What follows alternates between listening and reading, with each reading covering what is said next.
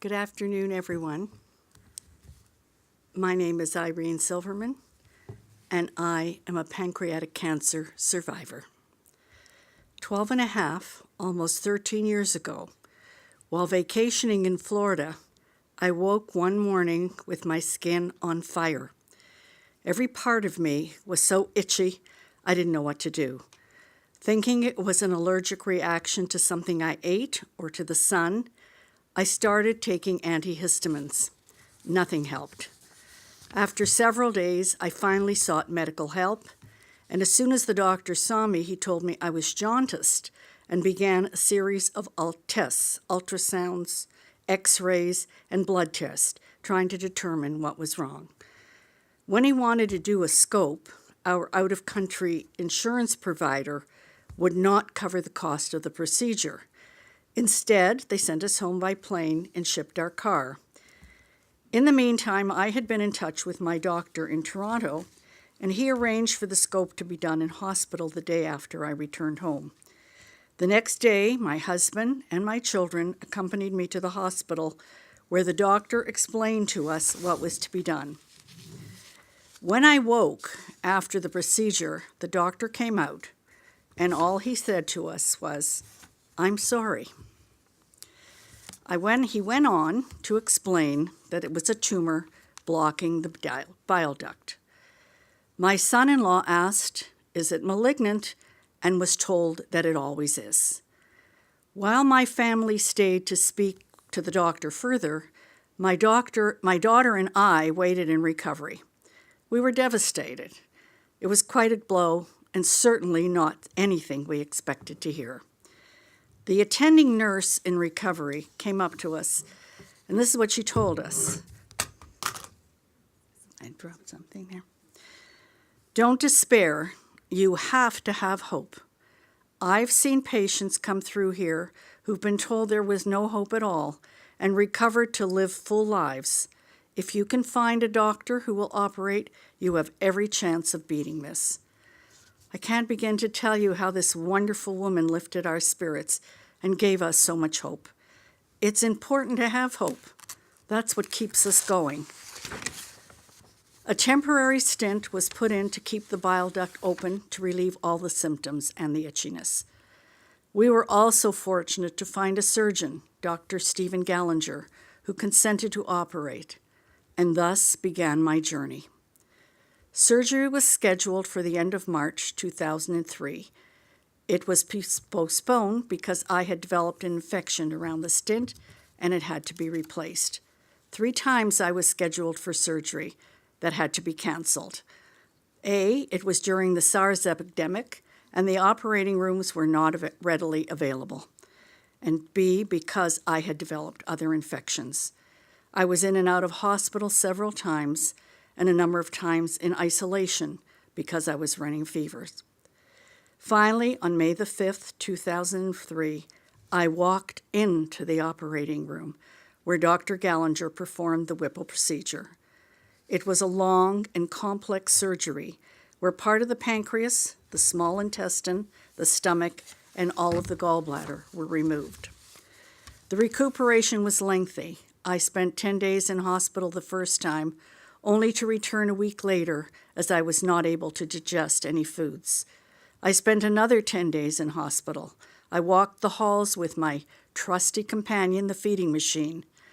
Visitors were not allowed because of the SARS epidemic, but towards the end of my second stay in hospital, they allowed visitors for 2 hours each evening. My husband had to endure long wait times and examinations before he was even allowed to come in. 6 weeks after surgery, I began my first round of 18 sessions of chemotherapy. During that time, my husband and I attended a 4-part workshop at Princess Margaret called The Healing Journey, run by Dr. Cunningham, who was himself a cancer survivor. The purpose of the workshop was to teach you how to take control and cope with cancer, deep relaxation and mental imagery to help yourself heal at all levels, the body, the mind, and the spiritual level.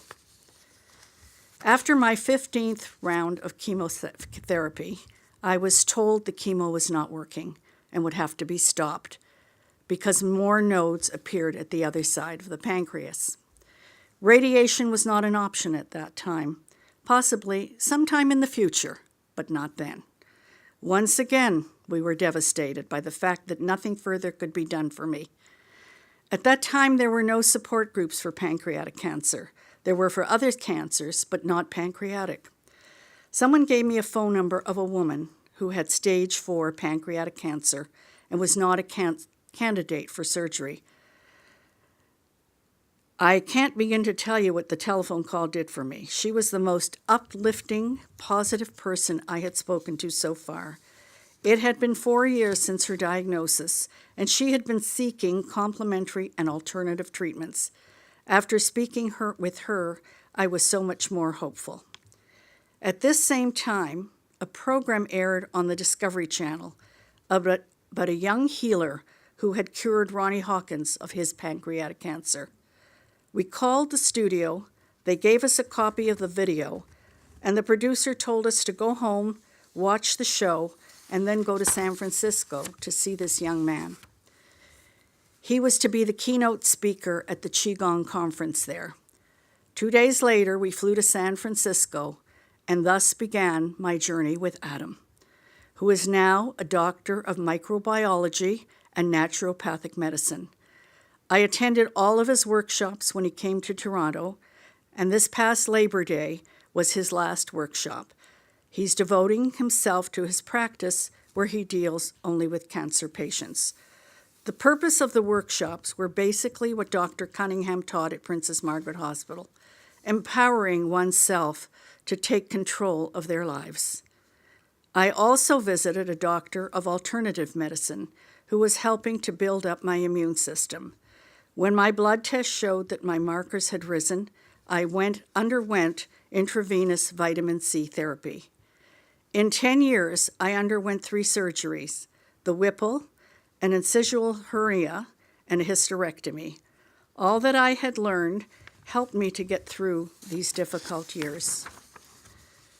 I have to thank Dr. Gallinger, who gave me back my life, to the people who empowered me to help myself and take control of my life, to Sandy and Anne-Louise Pearl for providing this forum of much-needed information on pancreatic cancer, to my wonderful husband of 67 years who walked beside me every step of the way, and to my wonderful children for their love and support during this period.